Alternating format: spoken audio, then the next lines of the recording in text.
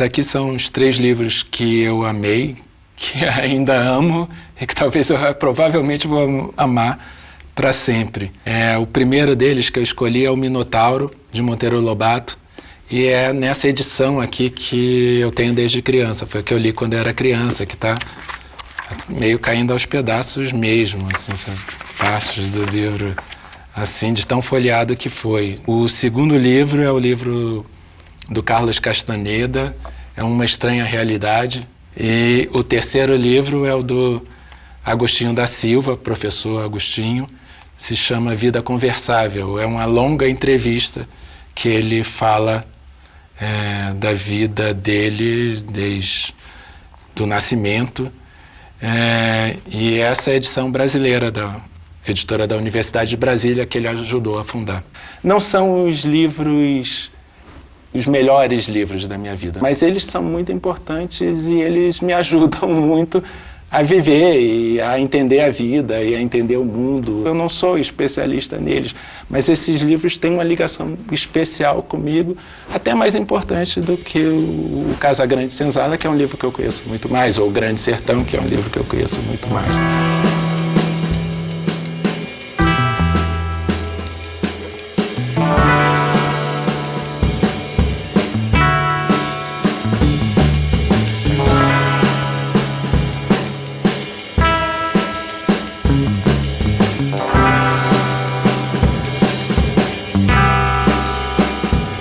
Não sei fazer nada sem livros, sabe assim.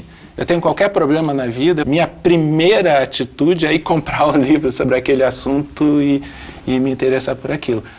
Meu interesse por música, meu interesse por cinema, mesmo meu interesse por artes plásticas e tudo mais, é secundário com relação ao interesse com relação aos livros ou à palavra escrita. Eu acho que ler é a coisa que eu mais gosto de fazer na vida, assim, sabe? De conversar mesmo com os livros.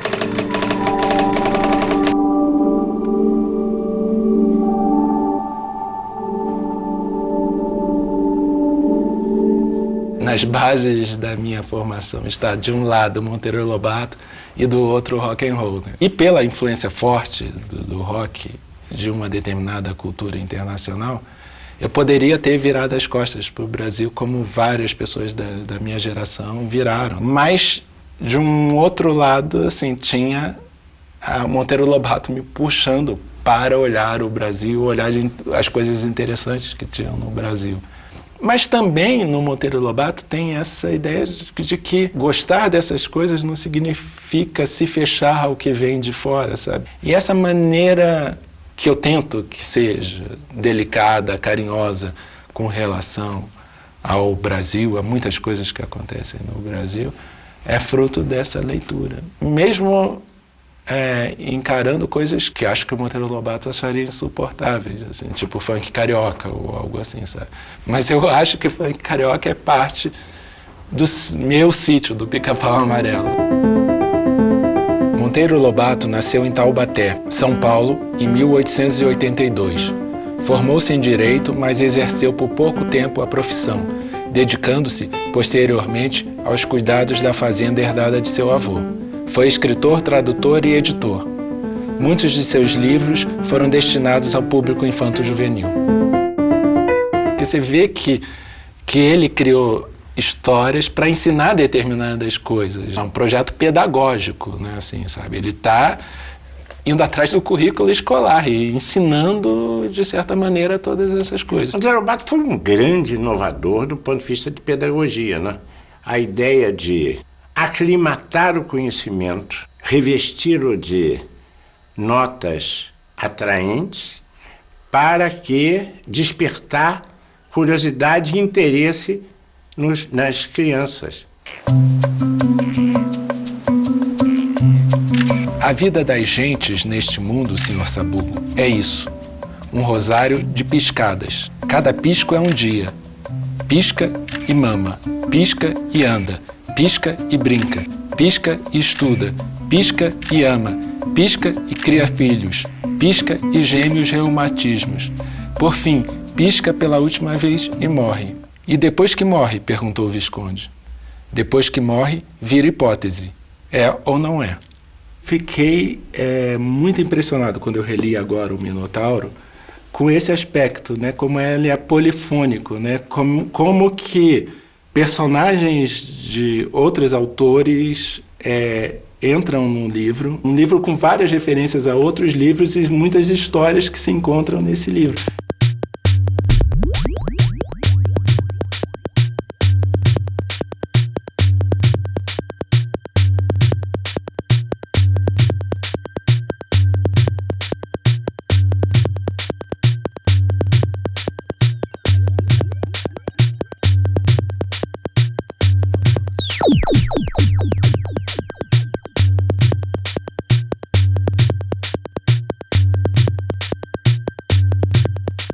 O enredo do Minotauro, a tia Anastácia tinha desaparecido e eles sabem que ela foi capturada, que ela está na Grécia em algum momento da história da Grécia. Eles pegam um navio, eles chegam no porto grego atual e aí eles mergulham e dão na Grécia de Péricles. E depois eles se dividem, Dona Benta e Narizinho continuam na Grécia de Péricles, Pedrinho, Emília, o Visconde vão para a Grécia mitológica, vão até a Creta, vão no labirinto para salvar a tia Anastácia. Mas qual é o desfecho do livro, né? Como é que ela se safa do Minotauro? É cozinhando os bolinhos dela. E o Minotauro fica louco com aquilo. E é por isso que o Minotauro não come a tia Anastácia. Eu gosto dessa mistura de Monteiro Lobato, desse Brasil, desse sítio, com a Grécia. Então, muito da minha curiosidade por filosofia, por história e vários outros assuntos vieram dessa relação especial do Monteiro Lobato com a Grécia. Sabendo que Monteiro Lobato era um pedagogo, eu consigo entender por que ele era fascinado pelos mitos gregos. Porque os mitos gregos todos tinham um sentido pedagógico profundo, não é? Na verdade, o próprio Monteiro é um mitólogo, ele vai criando mitos e começa então a criar os personagens com uma liberdade de fantasia absoluta, né? Um rinoceronte de estimação, um burro conselheiro falante, um sabugo de milho que é sábio, uma boneca de pano que vai se convertendo em gente e por aí vai. Então ele povoa o Pica-Pau Amarelo de personagens absolutamente surpreendentes, capazes de seduzir e estimular a imaginação. Aí o Pedrinho, tem uma hora que ele pergunta, mas uma coisa estou sem saber, vovó. A verdadeira causa desse povo ter chegado a essa altura.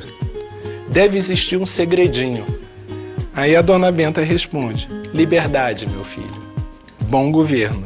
É assim, uma das mais claras declarações de amor pela liberdade, pela democracia que eu já li, né? O melhor exemplo disto temos lá em casa. Como dou a vocês a máxima liberdade, todos vivem num maior contentamento, a inventar e realizar tremendas aventuras. Mas se eu fosse uma avó má, das que amarram os netos com os cordéis do não pode isto, não pode aquilo, sem dar as razões do não pode, vocês viveriam tristes e amarelos ou jururus, que é como ficam as criaturas sem liberdade de movimento e sem o direito de dizer o que sentem e pensam. A Grécia, meus filhos, foi o sítio do Pica-Pau Amarelo da antiguidade. Foi a terra da imaginação às soltas. Por isso floresceu como um pé de ipê. Ele exalta na Grécia, a Grécia de uma maneira total, completa e absoluta, mas se esquece que a democracia grega existia por causa da escravidão. Ele diz isso, mas ele absolve a escravidão. Mas ele, assim, é muito contraditório. Ele é produto da época que ele está vivendo. O movimento urbano de Atenas, daquela época, não lembrava o das grandes cidades modernas. Nada do tumulto que vemos nesses horrores a que chamamos ruas centrais. Quase toda a gente a pé caminhando em sossego.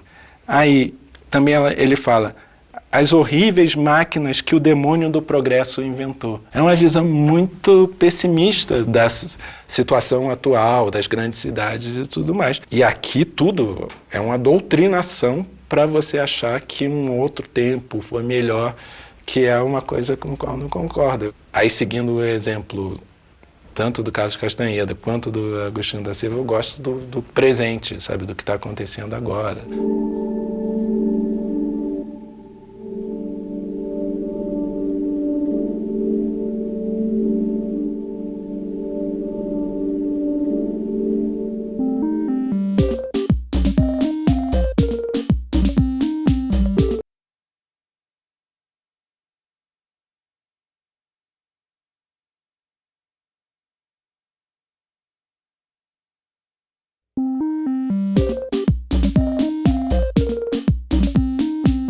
Teve uma leitura marcante que foi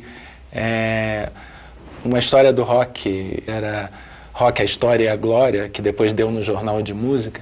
E então ele lia muito a biografia do Led Zeppelin, do Mick Jagger e de tudo mais. E as coisas que eles liam, que eu via lá que tinham sido importantes para eles, eu ia ler também. Então essas dicas que vinham de muitos lugares diferentes que foram formando minha biblioteca. Eu gosto do acaso e de descobrir coisas por acaso que eu não esperava descobrir. Mas isso é um plano, sabe? Isso é deliberado, assim, porque o acaso não acontece por acaso, você tem que estar disponível por acaso, você tem que abrir espaço para que o acaso apareça na sua vida, porque senão se você fica fechado num determinado plano de leitura e tudo mais, você vai saber aquilo que interessa ao seu grupo de amigos, às pessoas que estão mais próximas. Mas é interessante como eu cheguei a esse livro aqui. Um amigo meu, Marcelo Castelo Branco, quando ele fazia faculdade de comunicação, ele tinha aula com o Luiz Carlos Maciel. E o Luiz Carlos Maciel pegou um trecho do Estranha Realidade e distribuiu para a turma. E o Marcelo me passou uma cópia desse texto. E aquilo me impressionou muito. E foi assim que eu acabei comprando esse livro e acabei lendo. Ninguém sabe quem foi esse cara, se esse cara realmente existiu, e tudo é controverso, né? Tudo obscuro na vida dele. Ele procurou, obedecendo a quem ele chamava do mestre dele, que foi o Dom Juan, esse índio, criar uma névoa em torno da vida dele, da personalidade dele, de forma que ninguém soubesse direito quem ele era, de onde é que ele vinha, nem nada disso. Isso, segundo o Dom Juan, é necessário para o guerreiro que está no caminho do conhecimento, para evitar ser preso pelo pensamento dos outros. Ele disse, se todo mundo sabe quem é você, o que é que você faz, que horas você acorda, que horas você come, onde é que você trabalha, você está preso pelo pensamento dos outros. O Dom Juan dizia assim, eu prefiro a liberdade de ser totalmente desconhecido. As informações sobre a vida de Carlos Castanheda são insuficientes e contraditórias. Ele nasceu, provavelmente, em 1925, no Peru, e na década de 50 migrou para os Estados Unidos. Estudou antropologia na Universidade da Califórnia. Seu primeiro livro, Os Ensinamentos de Dom Juan, publicado em 1968, foi um grande sucesso de vendas. Nele, Castanheda relata os supostos ensinamentos de Dom Juan Matos, um índio do deserto mexicano que teria iniciado o escritor em experiências místicas. O trecho que o Luiz Carlos Maciel distribuiu para os alunos dele era esse aqui. Para mim, ele resume tudo de importante que tem que ser dito na vida. É uma coisa assim que, para mim, continua sendo... Assim, eu acho que está tudo aqui... todos os melhores conselhos para as pessoas viverem bem, para o mundo dar certo e tudo mais. Já lhe disse uma vez que nosso destino como homem é aprender, para melhor ou pior. Isso é muito interessante porque não tem nunca um julgamento moral como há em outros tipos de ensinamentos religiosos, etc. Aprendi a ver e lhe digo que nada realmente importa. Agora é a sua vez. Ele está falando com Carlos, né? Talvez algum dia você aprenda a ver. E então saberá se as coisas importam ou não. Para mim nada importa, mas para você tudo importará. Você já devia saber que um homem de conhecimento vive pelos atos, não por pensar nos atos, e não por pensar no que vai pensar depois de acabar de agir. Um homem de conhecimento escolhe um caminho de coração e o segue. E depois olha e se regozija e ri. E então ele vê e sabe. Sabe que sua vida terminará muito depressa. Sabe que ele, como todos os outros, não vai a parte alguma. Sabe porque vê que nada é mais importante do que qualquer outra coisa. Em outras palavras, um homem de conhecimento não tem honra, nem dignidade, nem família, nem nome, nem prática, mas apenas a vida a ser vivida e, nessas circunstâncias, sua única ligação com seus semelhantes é sua loucura controlada.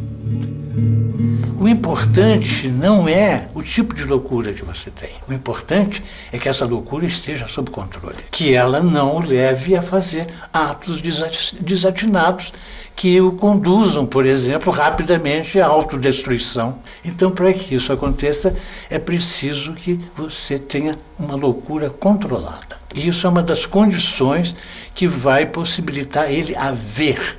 Ver se... E no original é sempre em itálico, porque não é ver olhar, é ver diretamente, é ver com a pureza dos místicos.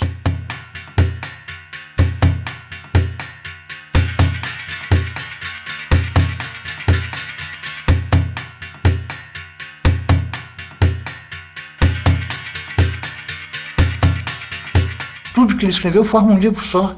Na verdade, o Castaneda é autor de uma obra única. É quase todo sobre técnicas que faziam parte desse ensinamento, dessa preparação do discípulo que o Dom Juan fazia para ele ser capaz de seguir o caminho do conhecimento. Perder a importância própria, por exemplo. Perder a importância própria. São técnicas para esvaziamento do ego. É um projeto mesmo de sabedoria e de bem viver, sabe? Assim, de você se relacionar bem com as coisas que acontecem. Se aquele seu projeto não der certo, você muda para uma outra coisa e não se importa tanto com os resultados daquilo, mas que você deu tudo para que aquilo acontecesse. Como nada é mais importante do que outra coisa qualquer, um homem de conhecimento escolhe qualquer ato e age como se lhe importasse. Sua loucura controlada o leva a dizer que o que ele faz importa e o faz agir como se importasse. E, no entanto, ele sabe que não é assim, de modo que, quando pratica seus atos, ele se retira em paz. E quer seus atos sejam bons ou maus, deem certo ou não, isso não o afeta de todo. Na época, assim, no final dos anos 60, começo dos 70, esses livros fizeram um grande sucesso. As orientações existenciais que o Dom Juan faz para o Carlos são muito sensatas, muito importantes, assim, capazes de marcar a vida da pessoa. Esses livros fizeram tanto sucesso quanto os discos dos Beatles e tudo mais. Então, muitos intelectuais que no início até levaram esses livros mais a sério, depois foram virando as costas, fazendo pouco caso disso.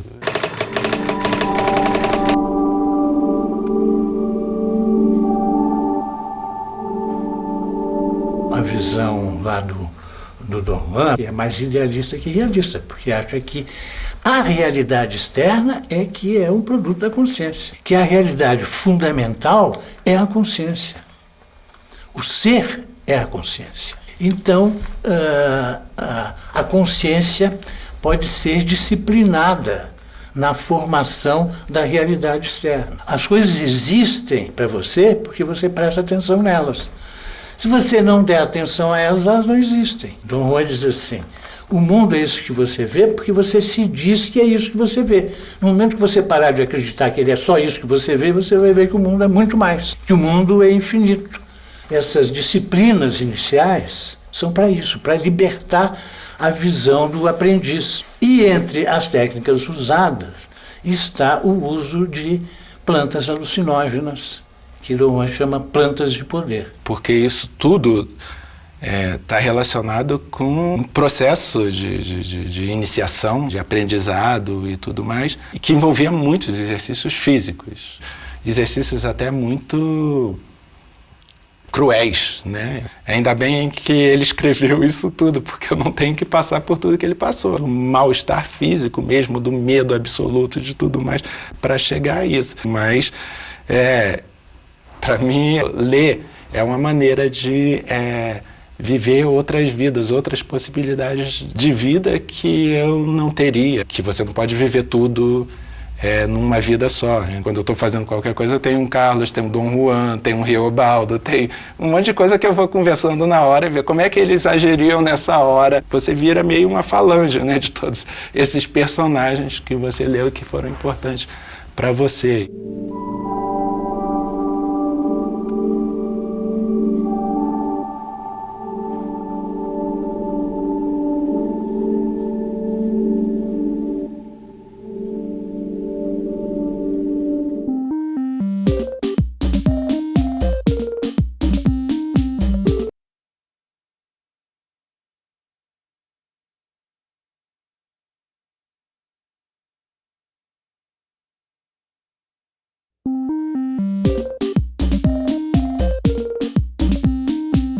As pessoas que conheceram o Agostinho da Silva sempre se referem a ele como professor, né? E, na verdade, foi isso que ele foi, né? Ele foi um grande professor. Professor, poeta, ensaísta, mas o básico da atividade dele no mundo e o que ele escrevia e o que era uma atividade pedagógica.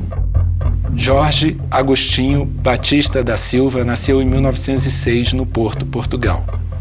Teve uma vida acadêmica notável e, durante mais de 20 anos, viveu no Brasil. Lecionou nas universidades da Paraíba, Pernambuco, Bahia e participou da criação da Universidade de Brasília e da Universidade de Santa Catarina. Esse livro é interessante porque é um livro que se chama Vida Conversável, do Agostinho da Silva. É um livro que é uma série de entrevistas e que ele conta toda a biografia dele, inclusive por que ele teve que sair de Portugal.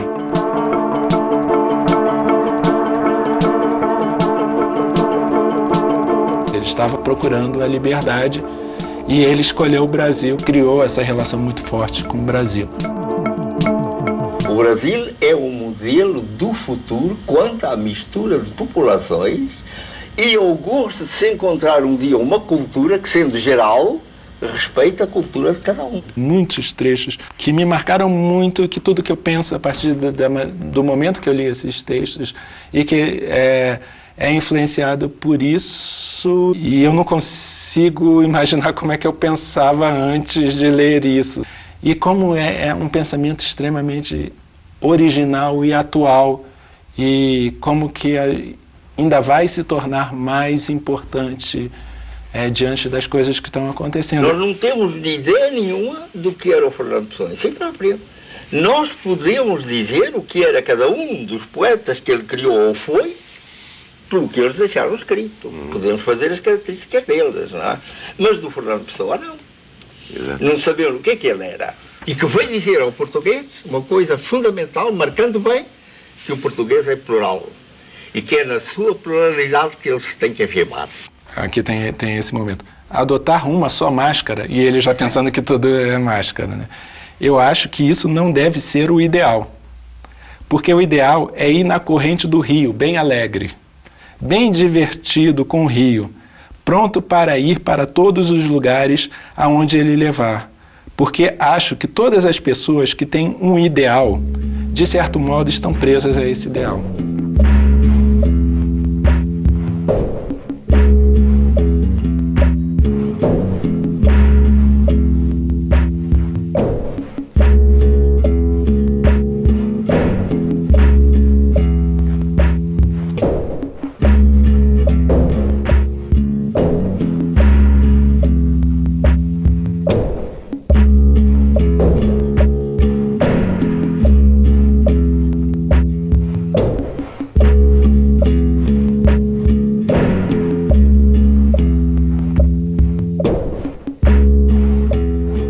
Ninguém ousa tomar a vida nas suas próprias mãos. Ninguém ousa, na maior parte das vezes, cometer o ato de dizer para si: pois vou fazer como se estivesse sozinho no mundo. evitando o mais possível perturbar o direito que os outros têm de estar sozinhos no mundo. Mas vou comportar-me assim, tomar os meus problemas nas minhas mãos, não entregá-los aos outros e ir pela vida fora, livre, alegre e confiante. É isso. E aí junta com Carlos Castaneda, junta com tudo isso. É essa a lição de todo mundo, da liberdade, do Monteiro Lobato, do Agostinho da Silva. Esse culto da alegria que eu acho que é tão difícil, né? Porque muitas vezes a alegria parece banal ou parece menos chique do que a tristeza, sabe? Tem um culto da tristeza em muitos ambientes intelectuais. Sempre sublinhar a dificuldade das coisas, o lado chato das coisas, de como foi difícil, que aquilo valoriza aquilo que você fez. Não, eu fiz porque eu estava alegre, porque eu estou fazendo porque isso me dá alegria, eu vou atrás dessas coisas, isso parece, assim, um sacrilégio para muita gente, sabe?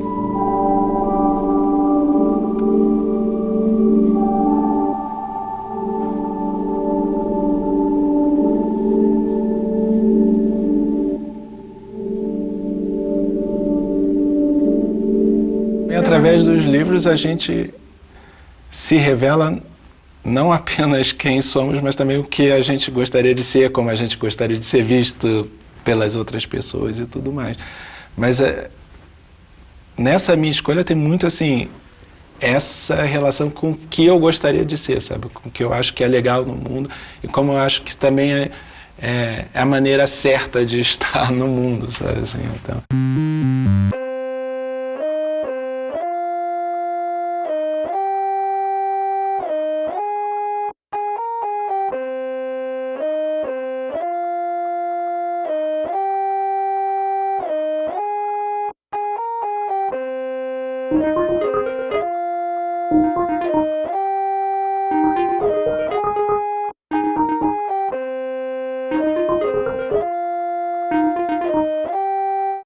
Uma realização Fundação Roberto Marinho e Canal Futura.